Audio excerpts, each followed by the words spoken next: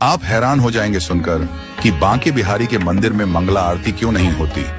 तो हुआ यूं कि एक आदमी बांके बिहारी के मंदिर के बाहर रोज सफाई करता था और वहीं भोजन करने के बाद रात्रि में मंदिर के बाहर ही सो जाता।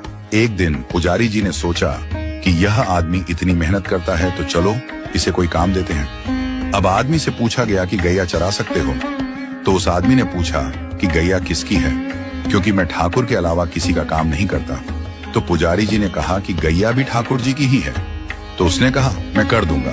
तो पुजारी जी ने कहा कि तुम कल से गैया लेकर जाना और तुम्हें भोजन भी वहां जंगल में ही मिल जाएगा।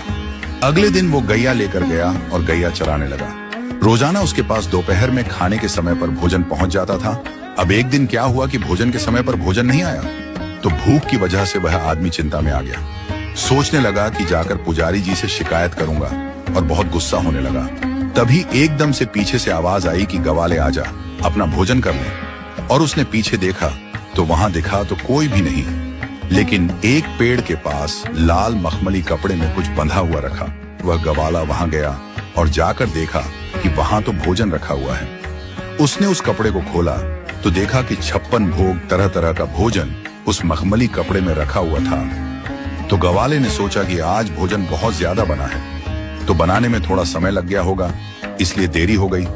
लेकिन फिर भी उसने कहा कि आज कोई आदमी दिखाई नहीं दे रहा है जो भोजन लेकर आया, तो कहीं ऐसा तो नहीं कि ठाकुर जी खुद ही भोजन लेकर आए हों। क्योंकि वह कृष्ण का इतना अनन्य भक्ता था तो उसे विश्वास था कि कृष्ण कभी भी उसके पास आ सकते हैं। उसने आराम से भोजन किया और वो लाल कपड़े में सारे बर्तन बांध करके शाम को पुजारी जी के पास पहुंचा और जाकर बोलता है, पुजारी जी आज आपका कोई आदमी भोजन देने नहीं आया, मुझे लगता है कि आज ठाकुर जी खुद भोजन देने आए। पुजारी जी बोले कि आज तो भोजन बना ही नहीं, क्योंकि आज तो एकादशी का दिन है, आज तो व्रत है सबका। और पुजारी जी ने देखा उसके हाथ में लाल मखमली कपड़े में जो बर्तन है वो वही बर्तन है जिसमें रोज ठाकुर जी का भोग लगता है। तो पुजारी जी ने पूछा कि कोई भी तुम्हें भोजन देने नहीं आया? आदमी बोला नहीं, मुझे तो एक आवाज आई थी, ग्वाले भोजन कर ले। पुजारी जी को पता चल गया कि आज ठाकुर जी स्वयं इसके लिए भोजन लेकर गए। तो पुजारी जी ने सोचा कि ठाकुर जी का इतना अनन्य भक्त है तो इसको मंदिर से दूर नहीं भेजना चाहिए। तो पुजारी जी ने कहा कि आज से तुम्हारी ड्यूटी मंदिर में ही है, यहीं रात को चौकीदारी करो, मंदिर का ध्यान रखो। मंदिर के द्वार बंद होने के बाद कोई भी मंदिर में आए जाए नहीं। तो उस रात से उस ग्वाले की ड्यूटी शुरू हो गई।